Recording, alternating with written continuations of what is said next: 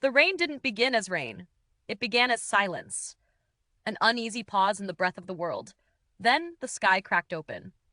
Long before history had a name, before kingdoms learned to write their victories in stone, the gods looked down on humanity and felt something dangerous stirring.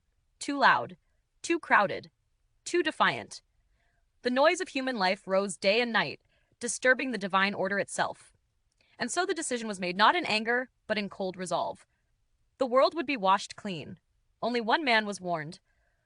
Utnapishtim was not a king or a warrior. He was simply listening when others were not. In the quiet of the night, a god whispered through the walls of his reed house, "Destroy your home, build a ship, save life. No explanations, no mercy clauses, just urgency." So he worked. Neighbors laughed as the hull grew impossibly large. Animals were led aboard two by two, seeds of future forests, tools of vanished crafts. His family watched the horizon with fear tightening their throats. And then the sky darkened.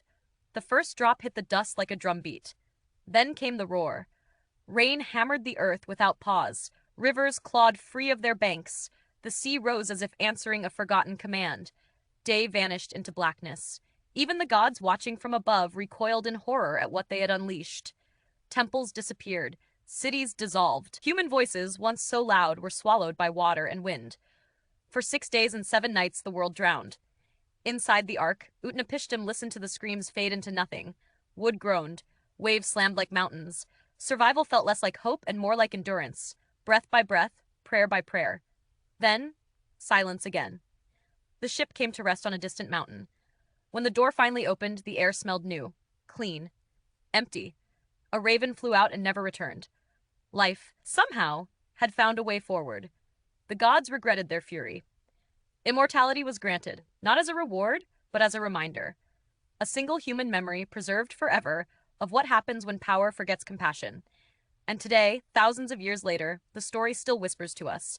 From clay tablets, from flood myths across the world, from the uneasy feeling that nature is always listening. Not every warning arrives with thunder. Sometimes, it comes quietly, asking only that we listen.